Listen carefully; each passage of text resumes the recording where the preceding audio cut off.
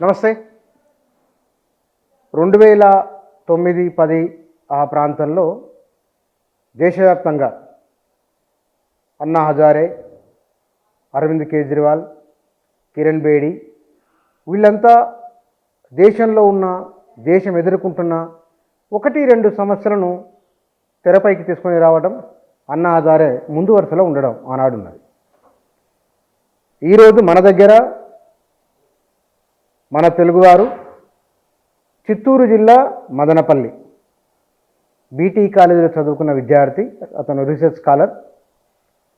ప్రజాస్వామ్యంలో ఇవాళ జరుగుతున్న చర్చ, అక్కడక్కడ సోషల్ మీడియాలో ఉంటున్న అంశాలు, పార్టీ ఫిరాయింపులు, రెండోది రాజకీయ నాయకులకు పెన్షన్లు, ఈ రెండింటిపైన వాళ్ళ జీతభత్యాలు పెన్షన్ల మీద మాట్లాడుతున్నారు. ఈ 2 అంశాలలో ఏం చేస్తే బాగుంటుంది అనే ఒక అంశాన్ని చర్చకు పెట్టదలుచుకున్నారు. అతనే గణేష్ నా ఎదురుగున్నారు. గణేష్ గారు నమస్తే. నమస్కారం సార్. ఏం చదువుకున్నారు మీరు? నేను పీజీడిఎం చేశాను sir. Right now prepare for PhD. Okay, ఎక్కడ పిహెచ్డి? ఇప్పుడు ప్రిపేర్ అవుతున్నాను. ఓకే, యూనివర్సిటీ మీకు ఉస్మానియాలో పీజీడిఎం చేయడం జరిగింది సార్. ఇప్పుడు మీరు తీసుకునే ఇంట్రోలో చెప్పిన 2 విషయాలు సార్, పార్టీ ఫిరాయింపులు, రెండోది పెన్షన్లు, జీతభత్య, రకరకాల విషయాలు. 2 పెన్షన్లు ఎందుకు రాజకీయ నాయకులకి అనేది. ముందు పార్టీ ఫిరాయింపులు, అసలు ఈ అంశాలు తీసుకోవాలి, ప్రజల్లో చర్చకు పెట్టాలని నీకు ఎందుకు అనిపించింది? సార్, ఇందులో మొదటగా నేను చెప్పదలుచుకున్నది ఏంటంటే మా ప్రస్థానం సార్. నేను చదువుకున్న కాలేజ్ యొక్క ప్రస్థానం, జాతీయ భావాలు ఎక్కువ ఉంటాయి సార్ ఆ కాలేజీలో చదువుకున్న విద్యార్థులు. ఎందుకంటే రవీంద్రనాథ్ ఠాగూర్ గారు 1919 సంవత్సరంలో మా కాలేజీకి వచ్చారు. BT college Madanapalle sir, Chittoor జిల్లా. Besant Theosophical college established by Annie Besant in the year 1915. 1919 సంవత్సరంలో రైట్, కరెక్ట్. 1919 సంవత్సరంలో రవీంద్రనాథ్ ఠాగూర్ గారు మా కాలేజీకి చేయడం జరిగింది. మా కాలేజీలోనే మన జాతీయ గీతం ట్రాన్స్లేషన్ జరిగింది from Bengali to English. And composition, tuning composition జరిగింది కూడా మా కాలేజీలోనే సార్. మార్గరెట్ కజిన్స్ అని, ఆమె జేహెచ్ కజిన్స్ వాళ్ళ భార్య. He acted as a principal of Besant Theosophical in the year 1919. ఆమె మన జాతీయ గీతానికి కంపోజిషన్ ఇవ్వడం జరిగింది సార్. అదొకటి. రెండో విషయం ఏంటంటే ఆంధ్రప్రదేశ్ రాష్ట్ర గీతమైన మా తెలుగు తల్లికి రాసిన శంకరంపాడి సుందరాచారి గారు చదువుకున్నది మా కాలేజీలోనే సార్. సో రాష్ట్రానికి రాష్ట్ర గీతం, దేశానికి జాతీయ గీతంతో అనుబంధం ఉండే కాలేజీలో చదవడం వల్ల జాతీయ భావాలు ఎక్కువ ఉన్నాయి. సో ఆ రకంగా కొంచెం జాతీయ భావాలు ఎక్కువ ఉండడం జరిగింది సార్. అంటే మీ కాలేజీ చదువుకున్న అందరిపైన ప్రభావం ఉంటుందా? ఎక్కువ ప్రభావం ఖచ్చితంగా ఉంటుంది sir. We all proud to be an students of Besant Theosophical College Madanapalle sir. So నేను రాజ్యాంగం చదువుకునేటప్పుడు నాకు ఎందుకో కొద్దిగా ఆక్వర్డ్గా అనిపించేది సార్ కొన్ని విషయాలు. ఒకటి, పార్టీ ఫిరాయింపులు. అంటే మనందరికీ తెలుసు సార్, ప్రజాస్వామ్యం అంటే ప్రజల చేత ఎన్నుకోబడాలి, బై ది పీపుల్. కానీ ప్రస్తుతం ప్రజలకి విలువ లేదు, వాళ్ళ ఓట్లకి గౌరవం లేదు సార్. ఎందుకంటే ప్రజలందరూ ఒక పార్టీ గుర్తుపై ఒక అభ్యర్థిని గెలిపిస్తే అతడు సునాయాసంగా వేరే పార్టీలోకి వెళ్ళిపోతాడు. అయ్యో ఎందుకు వెళ్ళావు నువ్వు అంటే, నేను నా నియోజకవర్గ అభివృద్ధి కోసం వెళ్ళాను అని చెప్తాడు. కానీ వి ఆల్ నో దట్ ఈ join another party for his own development. తన సొంత అభివృద్ధి కోసం వెళ్తాడు మ్యాక్సిమం. అలా అని చెప్పి ఓట్లు వేసిన ప్రతి నియోజకవర్గంలో ప్రతి వ్యక్తి దగ్గరికి వెళ్ళి నేను మోసం చేశాను, తప్పు అయిపోయింది, నాకు క్షమించండి, మీకు నేను మోసం చేశాను, మీరు నాకు ఓట్లు వేశారు కానీ నేను వేరే పార్టీలోకి వెళ్తున్నాను చెప్పలేడు కదా సార్. చెప్పగలిగే ధైర్యం ఉంటుంది అతనికి. సార్ ఇందుకోసం మనం ఒక చట్టం తీసుకొచ్చాం సార్, 1985 పార్టీ ఫిరాయింపుల చట్టం, anti defection in the year 1985. కానీ అది రాజీవ్ గాంధీ హయాంలో వచ్చింది. అవును, రాజీవ్ గాంధీ ప్రధానమంత్రిగా ఉన్నప్పుడు వచ్చింది సార్, 10th షెడ్యూల్. కానీ ఇందులో ఉండే మెయిన్ లూప్హోల్ ఏంటంటే సార్, మొత్తం డిస్క్రిషన్ పవర్ స్పీకర్ గారికి ఉంటుంది సార్. స్పీకర్ ఎవరుంటారు సార్? అధికార పార్టీకి చెందిన వ్యక్తే ఉంటారు. ఇక్కడ సందర్భం వచ్చింది కాబట్టి చెప్తున్నాను sir. Speaker should be impartial. Speaker అనే వ్యక్తి చాలా ఉన్నతమైన పదవి సార్. అది మనం మన ప్రాధాన్యత వ్యవహారంగా చూసుకుంటే 6వ పొజిషన్లో ఉంటారు స్పీకర్ గారు. Is equalling to chief justice of India. So కానీ అతను నిష్పక్షపాతంగా ఉండడం లేదు సార్. మనం అలా ఉన్న వ్యక్తి మన తెలుగువాడే సార్. ఒక వ్యక్తి ఆదర్శంగా నిలిచారు స్పీకర్ గారుగా. నీలం సంజీవ్ రెడ్డి గారు is the only 1 person who resigned from his party membership before taking charge as a speaker. తన స్పీకర్గా బాధ్యతలు తీసుకునే ముందే తన పార్టీ సభ్యత్వానికి రాజీనామా చేసిన వ్యక్తి నీలం సంజీవ్ రెడ్డి గారు. అలా నిష్పత్త భాషంగా వ్యవహరించాలి సార్. ఇది మనం బ్రిటన్ నుంచి తీసుకున్నాం. అక్కడ labour party and conservative party, అక్కడ కూడా స్పీకరు తన పార్టీ సభ్యత్వానికి రాజీనామా చేస్తాడు. ఎందుకంటే నిష్పక్షపాతంగా వ్యవహరించాలి, ఇంపార్షియల్గా వ్యవహరించాలి, ఒక జడ్జి ప్లేస్లో ఉన్నాం, క్వాషి జ్యుడిషియరీ జడ్జి ప్లేస్లో ఉన్నాం కాబట్టి అని సార్. కానీ అలా ఉండడం లేదు సార్. ఎందుకంటే అధికార పార్టీ చెందిన వ్యక్తే ఉంటాడు, ఎలా నిర్ణయం తీసుకుంటాడు? వేరే పార్టీ వాళ్ళు అధికార పార్టీలోకి వచ్చినప్పుడు ఎలా నిర్ణయం తీసుకుంటారు? తీసుకోలేదు సార్. ఈ చట్టంలో ఉండే లూపోల్ ఏంటంటే సార్, ఇంకోటి రీజనబుల్ టైం లిమిట్ లేదు సార్. తను ఎప్పుడైనా నేను తీసుకోవచ్చు, అదొక మెయిన్ లూపోల్ సార్. ఈ చట్టాన్ని బాగా గమనించినట్లయితే ఈ చట్టంలో ఎగ్జామ్షన్స్ 2 ఉన్నాయి సార్. ఒకటి 2/3 మెజారిటీ మెర్జ్ అయినప్పుడు. అందులో మనం బాగా సునిశ్చితంగా గమనిస్తే, అంటే నువ్వు 10 రూపాయలు దొంగతనం చేస్తే దొంగవు కాదు, 100 రూపాయలు దొంగతనం చేస్తేనే దొంగ అని చెప్తుంది సార్. మీకు అర్థమేటిక్గా చెప్పాలంటే, ఒక చిన్న పార్టీ ఉందనుకోండి సార్, ఒక రాజకీయ పార్టీ, ఒక రాష్ట్రంలో చిన్న పార్టీ, ఒక అభ్యర్థి మాత్రమే గెలిచాడు అనుకోండి, అతను వచ్చి అధికార పార్టీలోకి జాయిన్ అయితే చట్ట ప్రకారం కరెక్టే అతను, ఎందుకంటే 2/3 మెజారిటీ జాయిన్ అయిపోతాడు కాబట్టి. ఒక పార్టీనే, సింగిల్ పార్టీ, చిన్న పార్టీ, ఒక వ్యక్తి గెలిచాడు కాబట్టి హ్యాపీగా ఆయన చట్ట ప్రకారం డిఫెక్షన్ ఏం వర్తించదు అతనికి, హ్యాపీగా ఆయన కలిసిపోతాడు. అదే ఎక్కువ మంది జాయిన్ అయినప్పుడు అప్పుడు 2/3 మెజారిటీ అయినప్పుడు అది తప్పు కాదని చెప్తుంది సార్. అదొకసారి దాని చట్ట సవరణ జరగాలనేది సార్ నా మెయిన్ ఉద్దేశం. ఈ స్పీకర్ గారికి ఉండే విచక్షణ అధికారాన్ని రద్దు చేసి ఆ అధికారం కోర్టుకి ఇవ్వాలి, జ్యుడిషియరీకి ఇవ్వాలనేది సార్. ఇప్పటికీ we cannot challenge the description power of speaker in judiciary also. Ultimately legislature is too powerful then judiciary in India sir. అన్నప్పుడు ప్రజల చేత ఎన్నుకోబడిన సభ అత్యున్నతమైంది, అది భారత రాజ్యాంగం చెప్తుంది. ఖచ్చితంగా. ఇప్పుడు ప్రజల చేత ఎన్నుకోబడిన వారి విషయంలో ఒక నిర్ణయం తీసుకొని న్యాయ వ్యవస్థకి ఇస్తే, అది స్వతంత్ర వ్యవస్థగా ఉన్నప్పటికీ చట్టసభ పైన ఆధిపత్యం వస్తుంది కదా. అప్పుడు ప్రజలు తీసుకున్న నిర్ణయానికి ప్రజాస్వామ్యంలో ఒక ఓటు ఒక విలువ అనే ప్రజాస్వామిక దానికి ఇంకొకరి చేతులకు వెళ్ళినట్టు కాదా మరి? ఖచ్చితంగా. మరి ఇప్పుడు వీళ్ళు సరిగ్గా న్యాయం చేయలేనందుకే కదా మనం జ్యుడిషియరీకి ఇవ్వాలంటున్నాం. మీరు అన్నది కరెక్టే, ప్రజల చేత ఎన్నుకోబడిన వాళ్ళకి అత్యున్నతమైన స్థానం ఉంది, మరి మనం జ్యుడిషియరీకి ఎందుకు ఇస్తున్నామంటున్నారు మీరు. మరి మీకు ఆ అధికారం ఇచ్చారు, ప్రజలందరూ మీకే అత్యున్నతమైన అధికారం ఇచ్చారు, దాన్ జ్యుడిషియరీ అండ్ ఎగ్జిక్యూటివ్. కానీ మీరేం చేస్తున్నారు? చట్ట ప్రకారం నడుచుకుంటున్నారు లేదు కదా. మరి వేరే పార్టీ నుంచి వచ్చిన వాళ్ళ పైన మీరు యాక్షన్ తీసుకోవాలి కదా సార్. మీరు చేయలేదు కాబట్టి జ్యుడిషియరీకి ఇవ్వమంటున్నాం. ఆ రీజనబుల్ ఆ టైం లిమిట్ ఉండాలి.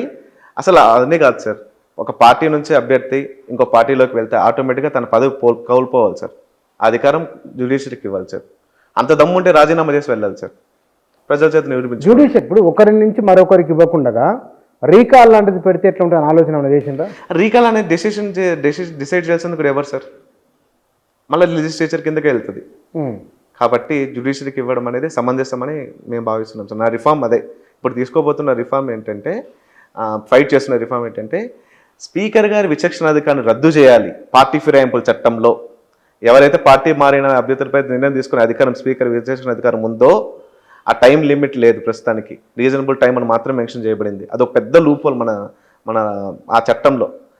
ఆ విచక్షణాధికారం రద్దు చేసి ఆ అధికారం జ్యుడిషియరీకి ఇవ్వాలి అనేదే సార్. ఇదొక రిఫార్మ్ సార్. ఇక్కడ పార్టీ ఫిరాయింపులు అనేవి మన దేశంలో ఎప్పుడు ప్రారంభమైనవి, వీటిని ఏ సందర్భాలలో వీటిపైన చర్చ జరిగింది ఏమైనా అవగాహన ఉన్నదా? బాగా సార్, అంటే బాగా ప్రచారంలోకి వచ్చింది ఆయారాం గాయారాం అని హర్యానాలో వచ్చింది సార్. ఆయన పార్టీ మారిన వ్యక్తి ముఖ్యమంత్రి కూడా అయినాడు సార్. పార్టీని మారిన వ్యక్తి ముఖ్యమంత్రి కూడా అయ్యారు. అది ఒకే రోజు 3 పార్టీలు మారింది ఆయన? బాగా ఎక్కువ మారారు సార్ పార్టీలు ఆయన. దాని తర్వాత మనకి చాలా కేసులు కూడా జరిగాయి సార్. రాణా సింగా కేసు అని చెప్పి, మేఘా చంద్రశేఖర్ కేసు అని చెప్పి, ఓహిటో కేసు అని చెప్పి 2020లో జస్టిస్ నారిమన్ గారు ఒక సూచన మాత్రం చేయగలిగారు సార్, మీరు 3 నెలల్లో స్పీకర్ గారు నిర్ణయం తీసుకోండి అని. కానీ వాళ్ళు సూచనలు మాత్రమే చేయగలరు తప్ప ఆదేశాలు ఇవ్వలేరు సార్. ఈ విషయాల్లో చట్ట సవరణ చేయాల్సింది మళ్ళీ లెజిస్లేచర్ మాత్రమే, పార్లమెంటేరియన్సే చట్ట సవరణ చేయాలి, వాళ్ళే చేయాలి చట్ట సవరణ.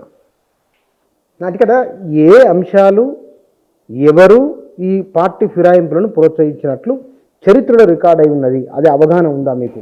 ఆ సందర్భాలు చెప్పండి. ఒక పార్టీ గురించి ప్రస్తావించడం ఇక్కడ సమంజసం కాదు. ప్రతి పార్టీ అధికారంలో ప్రతి మాట వాస్తవం అయినప్పుడు చెప్పడానికి మనం ఇబ్బంది ఏముంది? అవును సార్, పార్టీ ఫిరాయించిన మాట వాస్తవమే కదా. ఇవాళ దేశంలో మన రాష్ట్రంలో బీఆర్ఎస్ నుంచి కాంగ్రెస్కి వచ్చిండ్రు, అంతకుముందు బీఆర్ఎస్ ఉన్నప్పుడు కాంగ్రెస్ నుంచి బీఆర్ఎస్ లోకి వెళ్ళిపోయింది, అది వాస్తవమే కదా. కరెక్ట్. ఇవాళ సుప్రీంకోర్టులో కదా. అవును సార్, అవును. నేను అదే సార్, అధికారంలో ప్రతి పార్టీ చేసే పనే ఇది. సో పార్టీలకు అతీతం కాదు సార్, అన్ని పార్టీలు చేస్తున్నాయి ఈ తప్పును. అన్ని పార్టీలు పార్టీ ఫ్రేమ్లు ప్రోత్సహిస్తూనే ఉన్నాయి సార్. దీనికి చరమగీతం పాడాలి. Right now we are celebrating 75th anniversary of democracy sir. కానీ ఇప్పటికీ మార్పు రాలేదు. అన్నిటికంటే నా నా నా అభిప్రాయం ప్రకారం పార్టీ ఫిరాయింపులు అనేంత నీచమైన పని ప్రజాస్వామ్యం ఇంకోటి లేదు సార్. ప్రజలే కదా సార్ ఇంపార్టెంట్, ప్రజాస్వామ్యం ప్రజలే కదా. మరి వాళ్ళ నిర్ణయానికి, వాళ్ళ గౌరవంకి, వాళ్ళ నిర్ణయానికి విలువ లేనప్పుడు ఇంక ప్రజాస్వామ్యం ఏంటి సార్? నేను అనేది ఒకటే సార్, నేను ప్రశ్నిస్తున్నది ఏంటంటే, ఫస్ట్ దేశమైనా రాష్ట్రమైనా బాగుపడాల్సింది అటు పార్లమెంట్, ఇటు అసెంబ్లీ, లెజిస్లేచర్ చేతి మీద, శాసనసభ్యుల చేతి మీద మాత్రమే ఉంటుంది. ఫస్ట్ మిమ్మల్ని మీరు ప్రశ్నలు చేసుకోండి, తర్వాత దేశాన్ని రాష్ట్రాన్ని బాగు చేద్దరు అనేది నేను సార్. నేను వాళ్ళకి ఎన్ని వెసులుబాట్లు ఉన్నాయంటే వాళ్ళు కల్పించుకున్న వెసులుబాట్లు సార్ ఇవన్నీ. ఇప్పుడు ఇంకోటి తీసుకున్నాం అనుకోండి సార్, ఒక ఎమ్మెల్యే తన పదవిలో ఉండగా he can contest as MP sir. He need not to resign for his current position. తను ఎమ్మెల్యేగా రిజైన్ చేయనవసరం లేదు, ఎంపీగా పోటీ చేయొచ్చు. ఒకవేళ ఎంపీగా గెలిస్తే ఏదో ఒక పోస్ట్ వదులుకోవాల్సి వస్తుంది. అటువంటి సందర్భంలో election commission has to conduct new elections in one constituency with public fund. ప్రజాధనం వృధా అవుతుంది. ఎవరి సార్ డబ్బు? ప్రజల డబ్బులే కదా అది. అంటే అదే గవర్నమెంట్ ఎంప్లాయీ రాజకీయాలకు రావాలంటే ఖచ్చితంగా తను రాజీనామా చేసి మాత్రమే రావాలి. అదే రాజకీయ నాయకుడు చేయనవసరం లేదు. అంటే వాళ్ళు కల్పించుకున్న వెసులుబాట్లు ఇవన్నీ. ఇంకొకటి, 2 చోట్ల పోటీ చేస్తారు సార్. మనందరికీ ఒక ఓటు హక్కే ఉంది, ఒకటే మనకు ఓటు. వాళ్ళు 2 చోట్ల పోటీ చేస్తారు. ఒకవేళ 2 చోట్ల గెలిచినట్లయితే మళ్ళీ ఒక చోట వదులుకోవాలి. మళ్ళీ ఎలక్షన్ కమిషన్ ఒక నియోజకవర్గంలో ఎలక్షన్ పెట్టాల్సి ఉంటుంది. ప్రజాధనం మళ్ళీ వృధా అవుతుంది. ఎవరు ప్రశ్నిస్తారు? ప్రజలు ఏం చేయగలుగుతారు? కేవలం మార్పు రావాలంటే, పార్లమెంట్లో సవరణ తీసుకోవాలంటే ఒక ఉద్యమం ఒకటే మార్పు. అలా మనం కొట్లాడబట్టే ఆర్టీఐ వచ్చింది, అలా ఉద్యమాలు చేయబట్టే లోక్పాల్ వచ్చింది సార్. ఎవరు గలమెత్తపోతే మార్పు సాధ్యం కాదు అనే ఉద్దేశంతో నేను ఈ విషయంలో గలమెత్తాలని నిర్ణయించుకున్నాను సార్. ఒకటి, పార్టీ ఫిరాయింపుల్లో స్పీకర్ గారు విచక్షణ అధికారం రద్దు చేసి జ్యుడిషియరీకి ఇవ్వాలి. 2, ఇది ఇంపార్టెంట్ సార్, 2-3 పెన్షన్లు తీసుకుంటున్నారు సార్ రాజకీయ నాయకులు ఇప్పటికీ. మనం ముందు పార్టీ ఫిరాయింపుల దగ్గరికి వద్దాం, పెన్షన్ దగ్గర తర్వాత వద్దాం. మనం పార్టీ ఫిరాయింపుల విషయంలో ప్రజలు పార్టీ ఫిరాయించినా సరే ఎందుకు గెలిపిస్తున్నట్లు? మరి ఇక్కడ ప్రజాస్వామ్యంలో ప్రజలే అంతిమం. ప్రజల ఓటు అత్యంత విలువైంది. ఆ విలువైన ఓటును తమ ఇష్టమైన నాయకుడైన పార్టీ మారినా సరే, మీరే ఇందాక అన్నారు పార్టీలు మారిన వ్యక్తి ముఖ్యమంత్రి కూడా కాయిండు అనేది. మరి ముఖ్యమంత్రి చేయగలిగిన ప్రజల నిర్ణయాన్ని తప్పెట్లా పట్టగలం అంటే, ఒక నియోజకవర్గంలో 2 క్రిమినల్ బ్యాక్గ్రౌండ్ నిలబడితే ప్రజలు ఏం చేయగలుగుతారు సార్? చెప్పండి మీరు.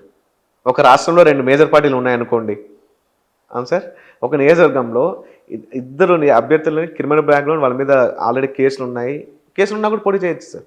అకార్డింగ్ టు అవర్ కాన్స్టిట్యూషన్ వాళ్ళు చేయొచ్చు హ్యాపీ. ఒకవేళ 2 సంవత్సరాల కన్విక్షన్ అప్పుడు అది వేరే. అలాంటప్పుడు ప్రజలు ఏం చేయగలుగుతారు సార్? వాళ్ళకి ఆప్షన్ ఏముంది? 2 అలాంటి వాళ్ళే, ఎవరికో ఒకరికి ఓటు వేయాలి. సరే, ఎవరు ఓటు వేయకుండా నోటాకి వేశారు అనుకోండి, వాళ్ళ వర్గం ప్రజలు వీళ్ళ వర్గం ప్రజలు నిలబడి ఎవరో ఒకరు గెలుస్తారు. అప్పుడు ప్రజలు ఏం చేయగలుగుతారు సార్? కానీ వీటిపైన ఈ ప్రతిపాదన లేదా మీ ఆలోచన దీనిపైన పార్టీ ఫిరాయింపుల విషయంలో మీరు ఇతరులతో కలిసి మాట్లాడింది ఏమన్నా? చాలామంది, నేను 2023 సంవత్సరం నుంచి ఖచ్చితంగా ఈ మూమెంట్ తీసుకురావాలి, వేకప్ డెమోక్రసీ మూమెంట్ అని. వేకప్ డెమోక్రసీ మూమెంట్ ఖచ్చితంగా ఈ రిఫార్మ్స్లో మార్పు తీసుకురావాలి, చట్ట సవరణ తీసుకురావాలి, రాజ్యాంగ సవరణ కూడా సార్. 10th షెడ్యూల్ అంటే రాజ్యాంగ సవరణ సార్ చేయాలని చాలామంది రాజకీయ నాయకులను కలవడం జరిగింది, చాలామంది సివిల్ సర్వెంట్స్ని కలవడం జరిగింది, చాలామంది judiciary retired supreme court judges, retired chief జస్టిస్ని అందరినీ కలవడం జరిగింది సార్. అందరినీ సూచనలు సలహాలు తీసుకుంటున్నాను. అందరూ అప్రిషియేట్ చేశారు సార్. మెజారిటీ అభిప్రాయం ఏమిటి? అందరూ తప్పనే అంటారు. రాజకీయ నాయకులు ఏమన్నారు? తప్పే అంటారు సార్ వాళ్ళు కూడా. ఇప్పుడు వాళ్ళు మేము చేస్తాం తప్పని వాళ్ళు ఎవరు చెప్పలేదు, బయటకు చెప్పలేకపోయినా వాళ్ళు మనసులో అనుకుంటారు, కానీ బయటకు బాగుంది చేయొచ్చు హ్యాపీ అంటారు సార్. బ్యూరోక్రాట్స్ ఏమన్నారు? వారికి ఎక్కువ అవగాహన ఉంటుంది కదా, అవును, సిస్టమ్ ఎట్లా నడిపేదే వాళ్ళు కాబట్టి వాళ్ళు ఏమన్నారు? వాళ్ళు కూడా అప్రిషియేట్ చేశారు సార్, బాగుందని. అని సందర్భం వచ్చింది కాబట్టి చెప్తున్నాను సార్. గత డిసెంబర్ 28వ తారీఖున నేను ప్రెస్ మీట్ పెట్టడం జరిగింది సార్. ఇక్కడ బషీర్బాగ్లో. బషీర్బాగ్ ప్లేస్. అప్పుడు నేను మన ప్రజాస్వామ్యంలో 4 పిల్లర్స్ అనేది ఇంపార్టెంట్ కదా సార్. ఒకటి legislature, judiciary, executive and 4th estate media. So legislature నుంచి మన గుమ్మడి నర్సయ్య గారిని పిలవడం జరిగింది సార్. మనందరికీ ఆదర్శవంతమైన రాజకీయవేత్త, 5 సార్లు ఎమ్మెల్యేగా చేశారు, చాలా సింపుల్గా ఉంటారు. అటువంటి వాళ్ళకి ఇవ్వాలి సార్ పద్మశ్రీ. ములాయం సింగ్ ఇచ్చారు సార్. ఉత్తరప్రదేశ్లో. మన రాష్ట్ర తెలుగులో మన 2 తెలుగు రాష్ట్రాల్లో ఉండే వాళ్ళు ఎంపీలు అందరూ ఎందుకు రికమెండ్ చేయకూడదు సార్ ఆయన పేరు? ఎంత సింపుల్గా ఉంటారు. ఆయన పార్టీ ఎప్పుడు మారలేదు, ఒకటే పార్టీ, న్యూ డెమోక్రసీ పార్టీ. ఆ, ఆ, అంత ఆదర్శంగా ఉన్నారు సార్. ఆయన ఇచ్చేశారు సార్. రెండోది, మన ఎగ్జిక్యూటివ్ నుంచి ఎల్వి సుబ్రహ్మణ్యం గారు ఇచ్చేశారు sir, former chief secretary of Andhra Pradesh. And judiciary నుంచి లక్ష్మణ్ రెడ్డి గారు అని, ఆయన former Lokayukta of Andhra Pradesh. Fourth estate media నుంచి విరహత్ అలీ గారు, మన Telangana working journalist association president, ఆయన వచ్చేసారు. They all supported me sir. First మేము అనుకునేది ఏంటంటే సార్, చాలా రకాలుగా అనుకున్నాం సార్ ఉద్యమం ఎలా చేయాలి అని. ఒకటి, ఇంకా ఆవేశంగా పాదయాత్ర చేద్దాం ఇక్కడ నుంచి అనుకున్నాం సార్. కానీ ఆవేశం కంటే ఆలోచన ఇంపార్టెంట్ అని ఈ ఉండే సమయంలో దేశంలో ఉండే ప్రతి పార్టీ చీఫ్లని కలిసి, ప్రతి పార్టీ అధ్యక్షుల్ని కలిసి వచ్చే వర్షాకాల సమావేశాల్లో మీరు ఈ రిఫార్మ్స్ మీద, ఈ 2 రిఫార్మ్స్ మీద మాట్లాడండి. ఇంకా 70 సంవత్సరాలు అయిపోతుంది పార్టీ ఫిరాయింపులో, దాని అన్యాయంగా అనిపిస్తుంది, దీని గురించి మాట్లాడండి. 2-3 పెన్షన్లు ఎందుకు, ఒక పెన్షన్ జరగదు ఒక రాజకీయ నాయకుడు, దీని గురించి రిఫార్మ్ తీసుకురండి, దీని గురించి చట్టంలో డిబేట్ జరగాలి, దీని గురించి చర్చ జరగాలి అనే ఉద్దేశంతో వచ్చే జూలై 4వ తారీఖున ఉద్యమం చేయబోతున్నారు. ఇక్కడ మళ్ళీ పెన్షన్ విషయం అన్నారు కదా, అంటే పెన్షన్ విషయంలో ఏమిటి? ఇప్పటికీ చాలామంది రాజకీయ నాయకులు 2-3 పెన్షన్లు తీసుకుంటున్నారు సార్. ఒక వ్యక్తి ఎమ్మెల్యేగా మరియు ఎంపీగా పనిచేసినట్లయితే he is getting MP pension from central government and MLA pension from state government. RTI file చేస్తే రాజ్యసభ సెక్రటరీ నుంచి ఉండే సమాధానం ఏంటంటే, కరెక్టే మీరు చెప్తుంది, according to 1954 parliamentary salaries and allowance act ప్రకారం ఎవరైతే ఇప్పుడు ప్రజెంట్ ఎంపీగా ఉండే వ్యక్తి, అతను బ్యాక్గ్రౌండ్లో ఎమ్మెల్యేగా చేశాడా లేకపోతే ఎమ్మెల్సీగా చేశాడా అనే మెకానిజం మా దగ్గర లేదు, మా దగ్గర రికార్డ్స్ లేవు అని చెప్తున్నారు సార్ వాళ్ళు. అదేంటి? అదే ఇక్కడ విచిత్రం ఏంటంటే, లక్షల కోట్ల ఉండే ప్రజలు ఒక పథకం తీసుకునే వ్యక్తి ఇంకో పథకం అనర్హుడు అని వీళ్ళకి మెకానిజం ఉంటుంది. ఒక స్కీమ్ తీసుకునేవాడు నువ్వు ఎలిజిబుల్ కాదు, ఎందుకంటే నువ్వు ఆ ప్రభుత్వ స్కీమ్ తీసుకుంటున్నావు కదా అని ప్రజలతో ప్రశ్నిస్తారు సార్ వీళ్ళు. అదే ప్రజలని మీరు ఎల్పిజి సబ్సిడీ వదులుకోండి, మీకు ఎందుకు ఎల్పిజి సబ్సిడీ అని ప్రభుత్వం మనకి ఐవీఆర్ఎస్ వాయిస్లో చెప్తుంది సార్. సిలిండర్ బుక్ చేసినప్పుడు సబ్సిడీ వదులుకోవాలంటే 1 నొక్కండి అని చెప్తారు సార్. అంటే వీళ్ళు ప్రజల్ని అడిగేటప్పుడు, రాజకీయ నాయకులు అఫిడవిట్ దాఖలు చేసేటప్పుడు, నామినేషన్ మీరు ఎందుకు పెన్షన్ వదులుకోండి అనే ఆప్షన్ ఎందుకు ఇవ్వకూడదు? ఇవ్వాలి కదండి సార్. మరి వాళ్ళకి కేవలం 100ల్లో ఉండే ఎంపీలు అతను గతంలో ఎంపీగా ఎమ్మెల్సీగా చేశాడా ఎమ్మెల్యేగా చేశాడా అని రికార్డ్స్ తీసుకోవడం పెద్ద కష్టమా సార్ ఈ టెక్నాలజీ జమానాలో? కాదు కదండి సార్. వాళ్ళు అనుకుంటే కేవలం చట్ట సవరణ చేయాల్సింది వాళ్ళే. కాబట్టి నా డిమాండ్ ఏంటంటే, ఒక రాజకీయ నాయకుడికి ఒక పెన్షన్ ఉండాలి, 2 ఉండకూడదు, 2-3 ఉండకూడదు సార్. ఎందుకంటే రాజకీయ నాయకులు ఎంత పేదవాళ్ళో మనందరికీ తెలుసు సార్. అందరూ డబ్బులు ఉండే వాళ్ళే. కానీ 100 మంది దోషులు తప్పించుకున్న ఒక నిర్దోష శిక్ష పడకూడదు సార్. మనం ఇందాక ప్రస్తావించినట్టు గుమ్మ నర్సయ్య గారు ఉంటారు, రాజకీయ నాయకులు పెన్షనే వద్దంటే అలాంటి వాళ్ళు అన్యాయం అవుతారు సార్. కాబట్టి 1 pension is enough for 1 politician అనేది చట్టం. అంటే ఎంపీగా ఉంటే ఎంపీ పెన్షన్, ఎమ్మెల్సీ ఉంటే ఎమ్మెల్సీ పెన్షన్, ఎమ్మెల్యే అయితే ఎమ్మెల్యే పెన్షన్. లేదు సార్. రాష్ట్రాలు ఎలా ఉందంటే, ఏదో మెంబర్ ఒక విధాన పరిషత్ ఇస్తున్నారు, ఎంపీ చేసిన వాళ్ళకి ఎంపీ ఇస్తున్నారు సార్. 2 తీసుకున్న వాళ్ళు చాలా మంది ఉన్నారు సార్. ఇప్పటికి 3 తీసుకుంటున్నారు సార్ కొంతమంది. 3 పెన్షన్ల అంటే ఎలా అంటే, తను గవర్నమెంట్ జాబ్ చేసి రిటైర్డ్ అయింటారు సార్. ఒకటి government job pension, MP pension, MLA ఉన్నారు సార్, ఉన్నారు. అది తప్పు పట్టలేము సార్. మనం గవర్నమెంట్ జాబ్ పెన్షన్ తన కాంట్రిబ్యూషన్ ఉంటుంది, తన జీతంలో ప్రతి నెల కొంచెం కాంట్రిబ్యూట్ చేసిన పెన్షన్, అది తన హక్కు. మనం అనడం ఏంటంటే, మిగతా 2 ఎందుకు, ఒకటి తీసుకోండి. అది ఎమ్మెల్యేదైనా ఎంపీ ఒకటి తీసుకోండి, 3 ఎందుకు అనేది గవర్నమెంట్ చేసుకుని రావాలని. రిమైనింగ్ రాజకీయ నాయకుల్ని 2 ఎందుకు, ఎంపీ చేసిన వాళ్ళు ఎమ్మెల్యే చేసిన 2 ఎందుకు, ఒకటి చాలు మీకు అనేది సార్. దీనిపైన మాట్లాడింది ఎవరితో మీరు? మాట్లాడాను సార్. అయితే ఇప్పుడు ముందు మీకు ప్రస్తావించినట్లు లెజిస్లేచర్, జ్యుడిషియరీ, ఎగ్జిక్యూటివ్ అందరినీ ఈ 3 పెన్షన్ల పైన అధికార బ్యూరోక్రాట్స్ అన్నమాట, సివిల్ సర్వెంట్ వాళ్ళతో మాట్లాడారు. 3 పెన్షన్లు ప్రస్తావించలేదు సార్, 2 పెన్షన్లే మాట్లాడాను. దానికి వారి సమాధానం అందరూ అన్యాయమనే అంటారు కదండి సార్. ఒక పెన్షన్ చాలా అంటారు కదండి సార్ ఎవరైనా, సహజం కదండి సార్. ఒక పెన్షన్ సరిపోతుంది సార్ ఒక రాజకీయ నాయకుడికి. మరి వాళ్ళు పేదవాళ్ళ సార్, ఎవరో ఒకరు ఆ ఒరిస్సా నుంచి బాలాసోర్ ఎంపీ మన ప్రతాప్ చంద్ర సారంగి అటువంటి వాళ్ళు, మన త్రిపుర సీఎం మాణిక్ సక్కర్ అలాంటి వాళ్ళు, మన గుమ్మ నర్సే మన తెలుగు వ్యక్తి, అలాంటి వాళ్ళు ఎవరో 1000 మందిలో ఒకరు అలా ఉంటారు సార్. వాళ్ళు అన్యాయం అవ్వకూడదు కదండి సార్. సో మన స్లోగన్స్ కూడా ఒకటే సార్, నేను తీసుకున్న slogans no to defection, yes to democracy. ఇది పార్టీ ఫిరాయింపుల మీద. No to defection, yes to democracy. పెన్షన్ల మీద 1 పొలిటీషియన్ 1 పెన్షన్. అంటే ఒక మనిషికి ఒక ఓటు ఉన్నట్లు, ఒక ఓటర్కు ఒక పథకం వర్తించినట్లు ఒకటే పెన్షన్ ఉండాలి. ఒక రాజకీయ నాయకుడు ఒకే పెన్షన్, అది ఎంపీ అయినా కానీ ఎమ్మెల్యే అయినా కానీ, అంటే పోటీ ఎమ్మెల్సీ అయినా కానీ ఒక దగ్గరనే పోటీ చేయాలన్నా? రెండు చోట్ల. ఇప్పుడు లోక్సభ మీరు ఇందాక అన్నారు కదా, అది అంటే అవును సార్. ఫస్ట్ ఈ 2 రిఫార్మ్స్ మీద గట్టిగా ఫైట్ చేద్దాం అనుకున్నాను. అవి కూడా ఇంపార్టెంటే sir. According to 1951 representative of people act 1951 ప్రకారం వాళ్ళు 2 చోట్ల పోటీ చేయొచ్చు. 2 చోట్ల గెలిస్తేనే సమస్య. అటువంటి సందర్భంలో ప్రజాధనం వృధా అవుతుంది. అటువంటి సందర్భంలో వృధా అవుతుంది. ఇంతకుముందు మనం ప్రస్తావించినట్లు ఒక ఎంపీగా ఉండే వ్యక్తి ఎమ్మెల్యేగా పోటీ చేయొచ్చు. అతను ఎమ్మెల్యేగా గెలిస్తే అటువంటి చోట ఒక్క చోట ఎలక్షన్ మళ్ళీ కండక్ట్ చేయాల్సి వస్తుంది. ఇటువంటి సందర్భంలో మనం ఏం చేయాలంటే సార్, మన రిఫార్మ్ ఏంటంటే మనం డిమాండ్ చేస్తున్నది ఆ ఎలక్షన్ ఖర్చు అయితే ఉందో అతను అభ్యర్థి పెట్టుకునేట్టుగా చేయాలి సార్. కానీ రాజకీయ నాయకులు 24/7 సర్వీస్ చేయాల్సి వస్తుంది. వారి దగ్గరికి ఛాయ్ నీళ్ళు ఇవ్వాల్సి వస్తుంది. మనం ఛాయ్ నీళ్ళే కదా అనుకుంటాం మనం. కానీ రోజుకు వాళ్ళ దగ్గరికి వందల సంఖ్యలో వస్తారు. వందల సంఖ్యలో వచ్చేవారిని కలిసేవారికి డబ్బులు ఖర్చు పెట్టాలంటే ఎక్కడి నుంచి వస్తాయి వాళ్ళకైనా? ఇది ఒక ప్రశ్న. చాలామంది అంటుకుంటారు, ఒక ఎమ్మెల్యేకి 3 లక్షల జీతం ఎందుకు అని. రోజు వాళ్ళ ఇంటికి వచ్చిపోయే వాళ్ళ సంఖ్య 150 నుంచి 200 మంది ఉంటుంది. ఒక ఛాయ్ మనం 10 రూపాయలు వేసుకున్నా లేదా 5 రూపాయలు వేసుకున్నా నెలకి ఎంత, సంవత్సరానికి ఎంత అవుతుంది? ఎమ్మెల్యేకి ఇచ్చే జీతం, ఆ ఖర్చు, తిరిగే ఖర్చులు అవి ఎంత ఉంటుంది? మరి ఇది సమంజసమేనా నాకు అడుగుతున్నది. ఖచ్చితంగా సార్, నేను చెప్తా దానికి సమాధానం. ఇప్పుడు మీరు చెప్తున్నట్లయితే కేవలం పెన్షన్ల జీతపద్యాల మీదనే ఆధారపడి వాళ్ళు రాజకీయం చేస్తున్నారా సార్? లేదు కదండి సార్. మనందరికీ తెలుసు, పిల్లి కళ్ళు మూసుకొని పాలు తాగుతుందంటే తెలియదు, అందరికీ తెలియదు అనుకున్నట్టుగా రాజకీయ నాయకులు సంపాదించే వ్యవస్థ కాంట్రాక్ట్ వ్యవస్థ మెయిన్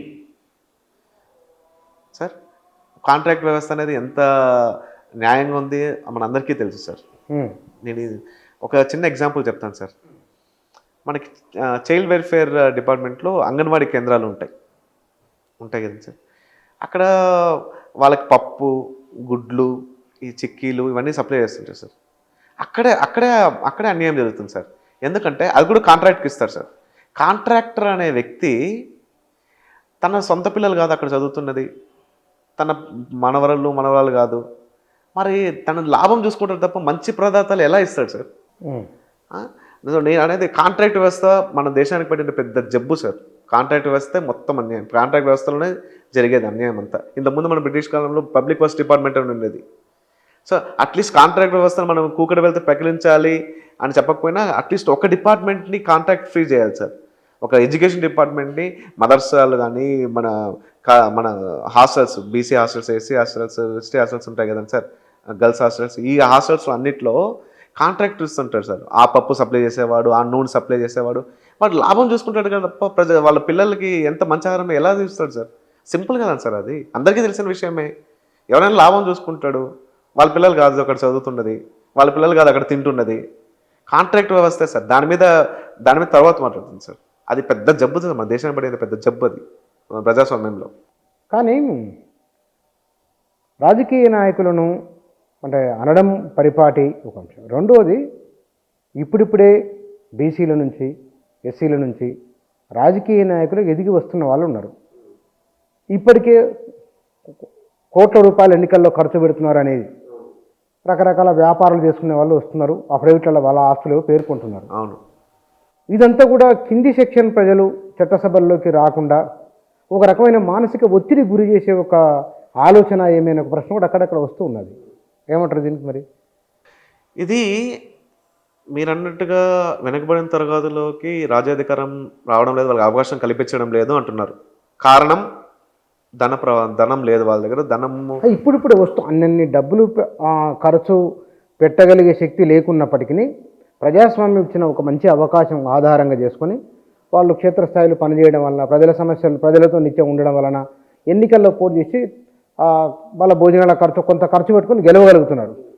ఇట్లా మానసికంగా వీళ్ళు ఎమ్మెల్యేలు సంపాదిస్తున్నారు, లేకపోతే కనుక పెన్షన్లు ఎక్కువ తీసుకుంటున్నారు, ఇట్లా ప్రచారం చేయడం వలన అది ఒక అపనమ్మకాన్ని మన వ్యవస్థ పట్ల కల్పించినట్టు కాదా అనే ఒక ప్రశ్న. లేదా ఎన్నికల్లోకి ఇట్లాంటి వాళ్ళు వస్తున్న సందర్భంలో పరోక్షంగా వాళ్ళపైన ఒత్తిడి చేయడమే కదా అనేది ఒక ప్రశ్న. దీనికి ఒకటే సమాధానం సార్.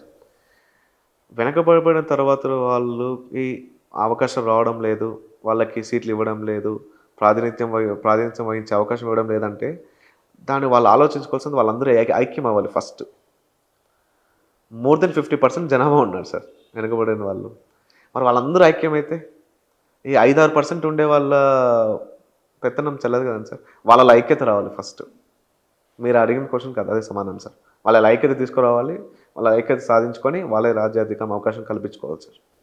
ఓకే, ఇప్పుడు మీరు మీ స్లోగన్ ఏమిటి? 1 politician 1 pension, no to defection, yes to democracy. ఈ 2 రిఫార్మ్స్. ఈ 2 రిఫార్మ్. మీ ఉద్యమం పేరు ఏంటి? Wake up democracy moment. ఓకే, ఇది మరి మీ వెనుక ఎవరున్నారు? ఎవరు అంటే ఎవ్వరు లేదు సార్. నేను ఒక్కడనే గత 2 సంవత్సరాల నుంచి 2023 నుంచి ఎవరో గలమెత్తాలి, మార్పు సాధ్యం కాదు, ఎవరో ఒక గలమెత్తాలి అనే సదుద్దేశంతో నేనే at least I have to do something for my nation. ఎవరు మాట్లాడేది కదా దేశం కోసం ఏదో ప్రయత్నం. అప్పుడు వరద కూడా ఒక చినుకుతోనే స్టార్ట్ అవుతుంది సార్. అట్లీస్ట్ నేను పెద్ద మార్పులు పార్లమెంట్లో మార్పులు అట్లీస్ట్ కదలిక దాగలుగుతాను కదా. దీనికోసం నేను ఎంచుకున్న మార్గం ఏంటంటే ప్రస్తుతం జూలై 4వ తారీఖున on the occasion of Alluri Sitaramaraju జయంతి మన తెలుగు వాళ్ళగా 2 విషయాలు గర్వపడాలి సార్. ఒకటి, ఇందాక ప్రస్తావించినట్టుగా రవీంద్ర ఠాగూర్ గారు మా కాలేజ్కి వచ్చారని చెప్పాను సార్. జాతీయ గీతం జనగణమన మా కాలేజీలోనే ట్రాన్స్లేషన్ జరిగింది చెప్పాను కదా సార్, కంపోజిషన్. రెండోది, జాతీయ పతాకం అందించింది కూడా మన తెలుగునేలే సార్, పింగళి వెంకయ్య గారు. జాతీయ పతాకం తయారు కాబడిన ప్రాంతం మన తెలంగాణలో నల్గొండ జిల్లాలో నడిగూడెం అనే గ్రామంలో సార్. సో కాబట్టి మనం తెలుగు వాళ్ళు ఆదర్శంగా నిలవాలి, తెలుగు వాళ్ళలో చైతన్యం తీసుకోవాలి, తెలుగు ఎంపీలే ముఖ్యంగా ఈ రిఫార్మ్స్ మీద పార్లమెంట్లో చర్చించాలి, మనం మిగతా రాష్ట్రాలందరికీ ఆదర్శంగా ఉండాలనే ఉద్దేశంతో అటు మదనపల్లి ఆంధ్ర నుంచి ఢిల్లీ వరకు బైక్ ర్యాలీ చేద్దాం అనుకుంటున్నాం సార్. వయా నడిగూడెంలో పింగళి వెంకయ్య గారి వంశస్థులని పిలిచి అక్కడ ప్రెస్ మీట్ పెట్టి, మదనపల్లిలో రవీంద్ర ఠాగూర్ గారి వంశస్థులను పిలిచి అక్కడ ప్రెస్ మీట్ పెట్టి అక్కడ స్టార్ట్ అవుదాం అనుకుంటున్నాం. బెంగాల్ నుంచి పిలిపిస్తారా? వారు ఇక్కడ ఏ దేశంలో ఉన్నారు ఇప్పుడు? మరి ఉన్నారు సార్, ముంబైలో ఉన్నారు. ముంబైలో ఉన్నారా? ప్రయత్నిస్తాం సార్, ప్రయత్నించడం తప్పలేదు కదా. మన సైఫ్ అలీ ఖాన్ గారు ఉన్నారు సార్, ఆయన మనవాడు అవుతారు సార్. వాళ్ళ అమ్మ షర్మిలా ఠాకూర్. ఓకే, అని వీళ్ళ బంధువులా? వాళ్ళ వంశస్థులే సార్. ప్రయత్నిస్తాం సార్. ఇది సార్ అంటే జూలై 4వ తారీఖు అక్కడ స్టార్ట్ అయితే మామూలుగా వర్షాకాల సమావేశాలు ఇండియాలో mostly 3rd week off July, last week off July start అవుతాయి సార్. సో ఆ టైంకి అక్కడికి వెళ్ళిపోతాం. అక్కడ కాన్స్టిట్యూషన్ క్లబ్ అక్కడైనా సరే, లేకపోతే జంతర్ మంతర్ అయినా సరే, లేకపోతే ప్రెస్ టెస్ట్లో అయినా సరే, అక్కడ ఒక ప్రెస్ మీట్ నిర్వహించి అక్కడ గలమెత్తుతాం సార్. ఇది సార్ ప్లాన్.